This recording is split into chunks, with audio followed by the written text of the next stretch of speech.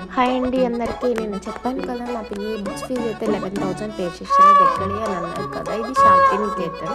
ఇది వచ్చేసి మునుగనూరులో ఉంటుంది. అండ్ వచ్చేసి మా పిల్లలకైతే ఫీజు అయితే పే చేశాను. ఆ బుక్స్ కోసం మళ్ళీ నెక్స్ట్ డే రమ్మన్నారు, అందుకని నేను వెళ్ళాను. వెళ్తే 11,000 కట్టించుకొని మా అబ్బాయికి ఏమో ఇందులో బ్యాగ్లో బుక్స్ ఇచ్చారు. తిప్పి తిప్పి కొడితే 10 కూడా ఉండవు. 10లో కూడా ఏముండవు, పల్సగా ఉంటాయి బుక్స్. అసలు ఏం దోచుకుంటున్నారండి బాబు ఈ స్కూల్స్. మళ్ళీ ఈ స్కూల్స్ ఏంటంటే మనం పే చేస్తే క్యాషే పే చేయాలంట, నో ఆన్లైన్ అంట. మళ్ళీ మనం బిల్లు కట్టినట్టు ఒక రిసిప్ట్ కూడా ఇవ్వరంట. ఎందుకండి అట్లాగా? అంటే ఎవరైనా వచ్చి ఎంక్వైరీ చేస్తారన్నా, మరి అడగరన్నా? మమ్మల్ని అయితే క్యాషే కట్టించుకున్నారు. ఆన్లైన్లో పే చేస్తా అంటే వద్దన్నారు.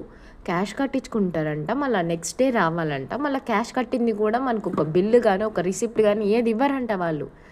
ఇది ఎక్కడ దోపిడీ అండి బాబు. ఎల్కేజీ పిల్లోడికి ఇవన్నీ అవసరమా అండి? చెప్పండి. కొన్ని యూజ్ ఉంటాయి, కొన్ని యూజ్ లేనివి కూడా ఇంత.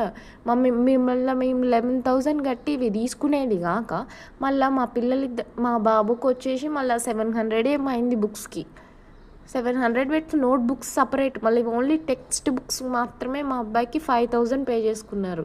మా పాపకు వచ్చేసి 6,000 పే చేసుకున్నారు. మొత్తం 11,000 అయింది. ఏమున్నాయని చెప్పి ఇందులో అసలు అంతగానం తీసుకుంటారో నాకు అర్థమవుతలేదు. ఏం స్కూల్స్ అండి బాబు. అండ్ మా పిల్లల ఫీజు వచ్చేసరికి మా బాబుకి ఏమో వచ్చేసి 32,000 అయితే అడిగారు. ఎల్కేజీకి 32,000. మేము అటుగా మాట్లాడడం, ఒక 28, 29 అరౌండ్ చేస్తా అని అన్నారు. మరి మనం లాస్ట్ కట్టేసరికి అదేమో అవుతుందేమోనని నా డౌట్. ఇవైతే కార్డులా వచ్చాయి. ఇది A for apple, B for ball ఇలాంటివి ఇలా కార్డులా ఇచ్చారు. పర్లేదు. ఇది సిబిఎస్ఈ మోడల్ అని అయితే చెప్పారు వాళ్ళు. చూద్దాం. ఇంత ఖర్చు పెడుతున్నందుకన్నా మనం మన పిల్లల భవిష్యత్తు కోసమే కదండి పెట్టేది. ట్రై చేసి చూద్దాం ఎలా ఉంటుందో ఏంటో ఇయర్. ఆ తర్వాత చూద్దాం. మళ్ళీ ఇంకో వీడియో అయితే నెక్స్ట్ టైం పోస్ట్ చేస్తాను. Thank you.